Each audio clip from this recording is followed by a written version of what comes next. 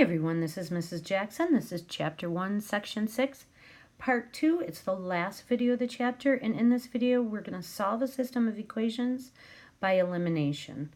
There are three different ways to solve a system. One being graphing, which we just looked at in the previous video. The second is substitution. In other words, you would solve for one variable in terms of the other, and then substitute that into the second equation. And then the third is elimination, and I want to convince you that elimination is really the way to go, especially if the solutions are fractions. Elimination keeps you kind of out of trouble in doing a lot of arithmetic with fractions, which many people have trouble with. So I'm going to first demonstrate this on a system of two equations and two unknowns, x and y. And the idea behind elimination is to basically combine like terms across the two, including the constants, across the two equations.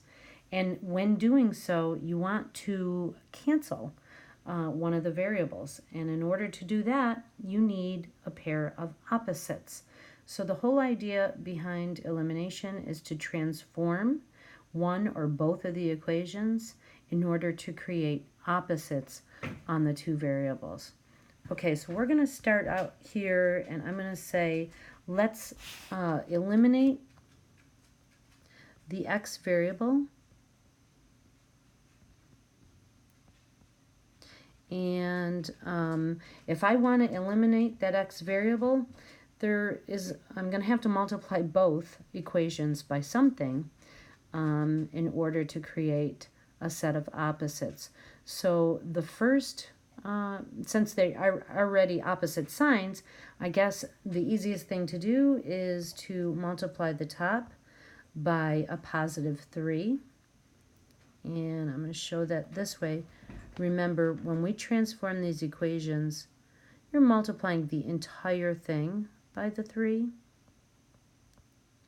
So I'm going to end up creating that first term is going to be a positive 12x. And the other terms are going to be 9y equals 9. And then I'm going to multiply the bottom equation by positive 4. Plus 2y equals negative 1. So that's going to get transformed to a negative 12x. And I've got plus 8y equals negative 4. If I were to say the most common error that I see students doing is that they forget to distribute the number to the constant on the other side of the equal sign. Okay, remember, this line here, if I were to graph this line, it would be completely superimposed on top of this line because it's a multiple of it. So they are one and the same line, and graphically these two equations are going to intersect at the same solution. So I'm not changing the line graph at all. I'm just giving it a different form. And the reason why I'm doing that is because when I add these two together, I'm going to get my cancellation. 12x minus 12x, that variable is going to cancel. So I'm going to end up with 9y plus 8y is 17y, and that's going to equal 5. To solve for y, I'm going to divide both sides by 17. Now, some people would be tempted to substitute this y equals 5/17 into one of the equations and then solve for x. I say don't do that because all you're going to end up doing is getting frustrated with a lot of arithmetic with fractions.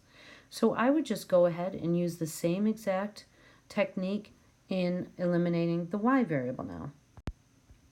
So to eliminate our y variable, you can see that we have 3y on the top and 2y on the bottom. I'm going to need to create some opposites. So there's not just one way to do this. There's multiple ways to do it. I think I'm going to multiply the top by 2 to get 6y. And then I'll multiply the bottom by negative 3. And that way I'll get negative 6y.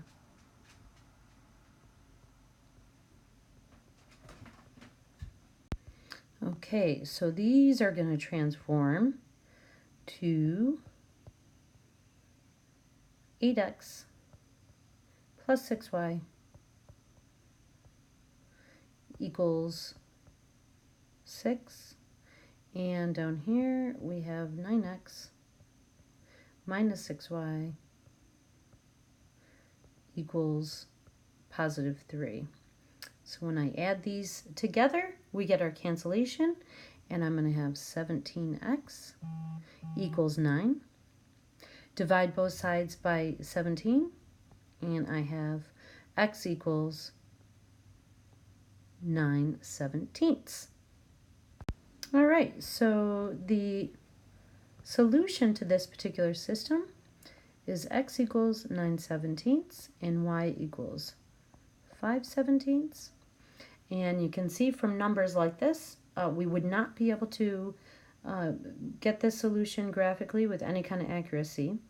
And if we solved using substitution, we'd be doing a whole lot of work with fractions. All right, let's try something a little bit more rigorous, and that is a system of 3 equations, 3 unknowns. So we have an x, a y, and a z. And I will show you, you've probably already noticed, anytime I write a z, I end up putting a line through it to differentiate it from the number 2. So that's just my little style. So when you see that, you know it's a z.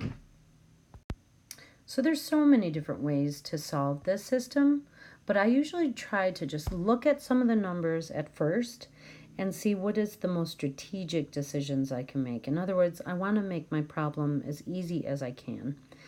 So I'm going to look here. I see that eliminating the y's here is going to be kind of a pain because I'm going to have to multiply both by something. The first and the third look pretty nice because I would just have to multiply the top one by negative 2. And same thing with the first and second, eliminating x. I just have to multiply the bottom by positive 2. So you kind of want to just take it all in and start problems like this where things are as easy as possible. So I guess I'm going to start by eliminating x. So I'm going to eliminate the x from, let's call them equations 1, 2, and 3. So I'll say from number 1 and number 2. And I'm going to do that by just multiplying the bottom one. So I'm fine here with the 4x minus 3y plus z. I don't have to transform that one at all. But the bottom one, I'm going to multiply that. I'm going to transform that by multiplying through by positive 2.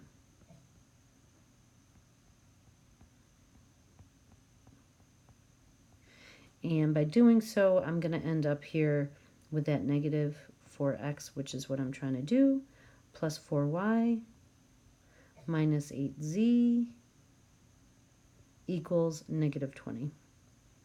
So when I go to add these two together, my x term is canceling.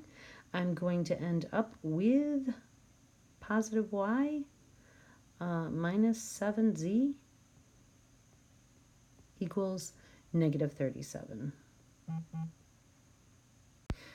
Okay, so I didn't have to do this step. There are many other ways I could have approached this, but once I decided to eliminate that x from 1 and 2, the result of that is that I have an equation here, 2-variable equation with y and z. So now what I want to do is I want to get another equation with just y and just z in order to work between those two and eliminate another variable entirely. So now once I've done that, that kind of forces me into moving in a certain direction. So now I'm going to work, since I worked with 1 and 2 here, I'm going to work with 2 and 3. I could work with 1 and 3 as well, any combination, to try to eliminate that x. And so I think I'm going to go ahead, just to keep my numbers as small as possible, I'm going to work with 2 and 3. And unfortunately, I'm going to have to multiply, I'm going to have to transform both of those to eliminate the x, and to create those opposites. So I think the top one, I'm going to go ahead and multiply by 3. So I've got 3 times negative 2x plus 2y minus 4z equals negative 10. And the bottom one, I'm going to transform that by positive 2. Therefore, I'm going to make that 6x and minus 6x set of opposites, pair of opposites. All right, so the top one gets transformed to negative 6x plus 6y minus 12z equals negative 30. And the bottom gets transformed to positive 6x plus 2y plus 4z equals 22. All right. I'm going to move over here, and you can see that the pair of x's here, opposites, are going to cancel. And I have 6y plus 2y is 8y minus 8z equals negative 8.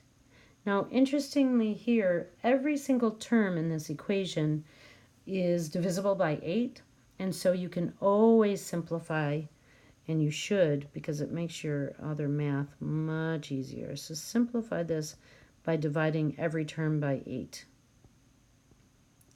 That way we end up with small numbers to work with. All right, I'm going to go ahead and circle these. So I've got now 2 equations that have just y and just z that I can work with. Now the easiest thing to do to create a set of opposites between these two, since they both have a y, a positive y, I'm just going to multiply one of these by a negative 1. And then we'd create a set of opposites with the y. So I think I'll do this one. I'll multiply that by negative 1. I'll show that this way.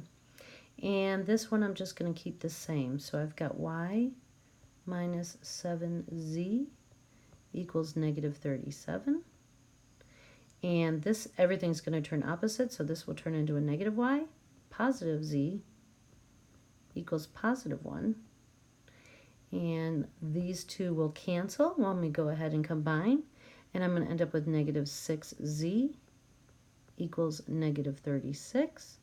And I'm down to one variable, so I can solve for that variable by dividing both sides by negative 6. And I finally have one solution out of the 3, z equals 6. All right, at this time, it probably makes sense to substitute that z equals 6 into a equation. I could use this one or this one. This one looks much easier to me. So I'm going to always take the easy route. So I'm going to say y minus z equals negative 1. Y minus 6 equals negative 1. I'm going to add 6 to both sides, and I've got a second variable, y equals 5. And my last step here is I'm going to go ahead and substitute. Since I have integers here, I think substitution is probably the easiest thing to do. I'm going to substitute both y equals 5 and z equals 6 into one of the 3 equations up here and go ahead and solve for x. Now, when I look at these 3 equations, I don't know why, but this last one here just looks easiest on my eyes, probably because the coefficients are the smallest. So that's the one I'm going to use, but it really doesn't matter. You should get the same answer on all of them. So I'll take 3x plus y plus 2z equals 11, and I'm going to substitute in my 5 for y and my 6 for z, and go ahead and solve this single variable equation.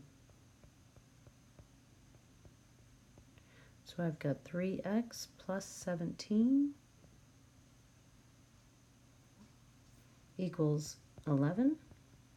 I'm going to subtract 17 from both sides, and I get negative 6. Divide both sides by 3. and I get -2. So that's my third solution. So the way we would write that is almost three-dimensional. So this would be a three-dimensional point. So the solution is -2, 5, 6. So that's your x, your y, your z. And that is how you solve systems of equations by elimination. I hope this video helps. Thanks for listening.